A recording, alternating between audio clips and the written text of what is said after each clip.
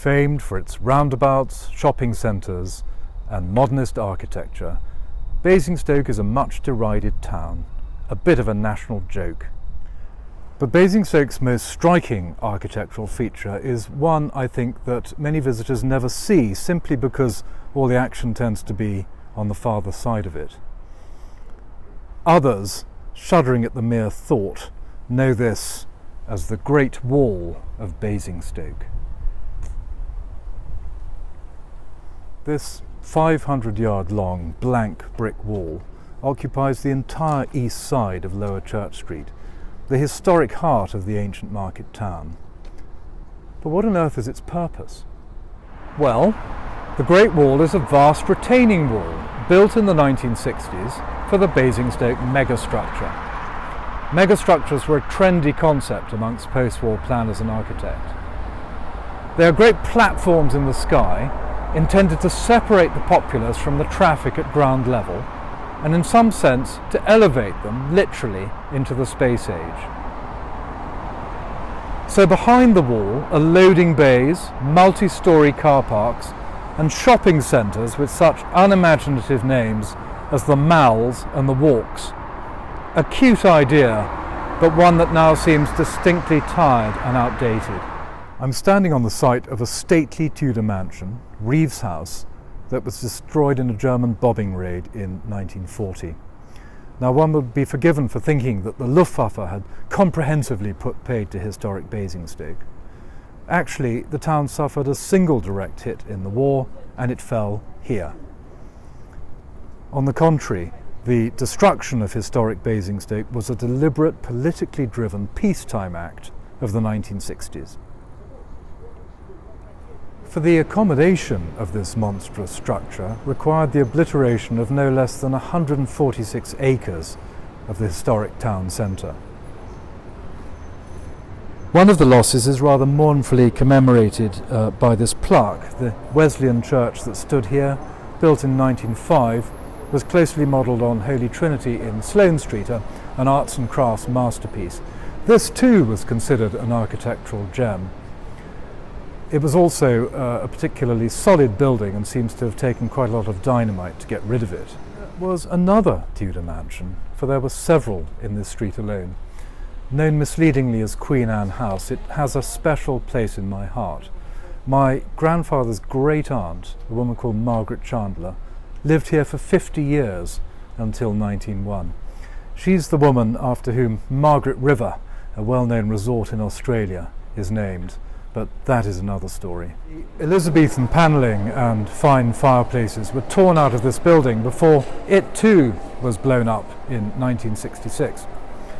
Suffice it to say, I think of Aunt Peggy every time I visit Marks and Spencer's, whose vast emporium up here in the megastructure looms high above the site of her former home. It's cheering to find that at least some of Basingstoke's historic buildings survive, like this row of houses on the opposite side of Church Street, which are full of charm and character. And they, of course, give us the clearest idea of what has been lost. This solid gentleman's residence is of particular interest.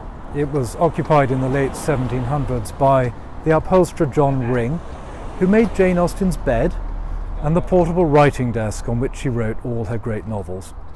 In fact, they were made here across the road in a workshop that has also been supplanted by the Great Wall.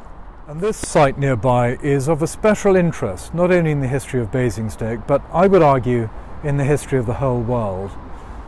The planners of the 1960s substituted this rickety staircase for the former Merton farmhouse, which was the birthplace in about 1200 of Walter de Merton, a famous medieval prelate.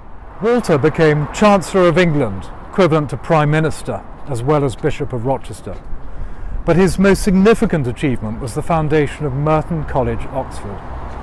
This was the first wholly self-governing university college in England, and the model for all subsequent colleges in Oxford and Cambridge and elsewhere. It is a college, incidentally, that has produced 4 Nobel Prize winners. Walter left the family farm to the college, and this, another miraculous survival, was the farmhouse, historically known as Water Martins, a corruption of Walter de Merton's name. Walter was a true pioneer in the history of education and a devoted son of the town, of whom Basingstoke can justly be very proud. It's got a funny way of showing it. No plaque, no statue, no nothing. The sense one has here is of a town that has deliberately turned its back on the past. To me, this engenders rootlessness. It makes it harder to identify with a place and feel that one belongs.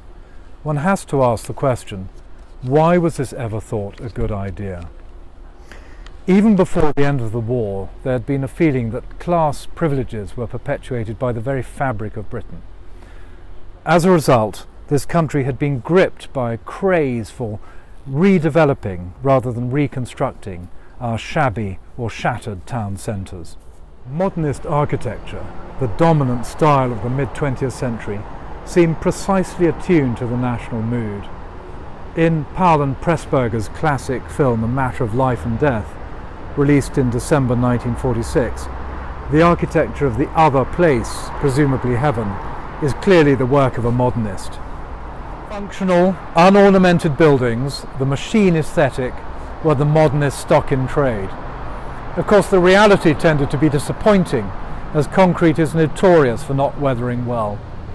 In the post-war period, unadorned, often brutally functioned concrete buildings, flat-roofed shops and office blocks, multi-storey car parks, council flats, and the main post office in almost every town became part of the national landscape, on which they are commonly regarded as a blight. All these horrors abound at Basingstoke. One can at least be thankful that the Great Wall is built of brick.